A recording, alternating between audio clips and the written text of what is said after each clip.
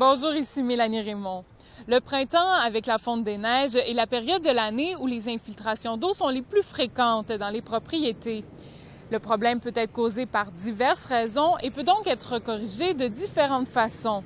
Pour en savoir plus sur ce problème, je rencontre Pierre Beaupré, qui est ingénieur au Centre d'inspection et d'expertise en bâtiment du Québec. Pierre Beaupré, bonjour. Merci d'être avec nous aujourd'hui. Bonjour, c'est un plaisir. Pouvez-vous nous expliquer, les problèmes qui peuvent survenir dans une propriété quand on est pris avec des infiltrations d'eau? En fait, il y a plusieurs problèmes. Les infiltrations d'eau, c'est vraiment le pire des problèmes qui peut survenir dans un bâtiment. Les infiltrations d'eau vont désagréger les matériaux, vont en affecter la résistance et peut causer de la moisissure. Si on a du béton, ça va désagréger le béton. Si on a de l'acier, l'acier va rouiller. Si on a du bois, le bois va porer et les autres matériaux vont moisir, vont se détériorer. Donc, c'est vraiment la pire problématique qu'un problème peut avoir. Et si ce n'est pas corrigé rapidement, ben ça va faire comme un cancer, ça va s'étendre à d'autres secteurs du bâtiment. Et est-ce qu'on peut avoir des problèmes d'infiltration d'eau sans le savoir, donc sans les voir? Oui, effectivement, des fois, on va être appelé sur les lieux, on va voir qu'une fenêtre est problématique, qu'il y a de l'eau qui s'infiltre par une fenêtre, et là, avec des appareils de détection d'humidité que les experts ont en main, on a des caméras, des imageries thermiques, infrarouges, qui nous permettent de voir un petit peu à travers les murs. On est capable de vérifier aussi si les autres secteurs du bâtiment, similaires à lui, qui est sujet à une infiltration d'eau, sont étanches.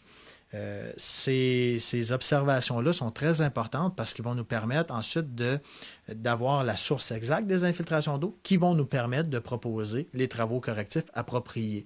Donc, il faut faire attention. C'est sûr que les infiltrations d'eau ça peut faire beaucoup de chemin à travers les différents matériaux.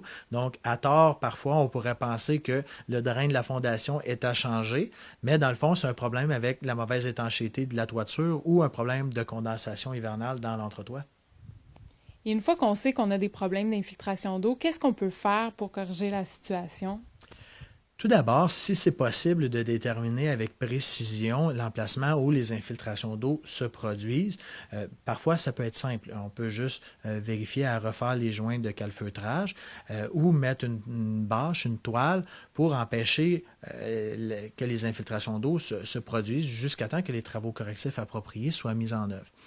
Parfois, les travaux correctifs vont être plus compliqués et c'est là que faire appel à un expert ou à un entrepreneur spécialisé va permettre de déterminer la meilleure méthode pour corriger. Si c'est un problème de solinage, donc l'entrepreneur ou l'expert va dire comment réparer le solinage et avec quel matériau. Si c'est un problème de toiture, même chose. Et si l'eau entre par la fondation, bien là, à ce moment-là, il y a encore une multitude de possibilités qui vont nous permettre et qui, suite à l'investigation, va nous permettre de cibler avec exactitude c'est quoi le problème pour proposer les travaux correctifs les plus efficaces et les moins coûteux.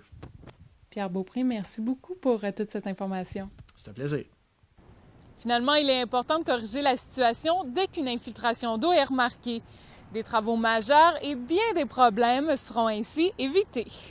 Ici Mélanie Raymond, à la prochaine!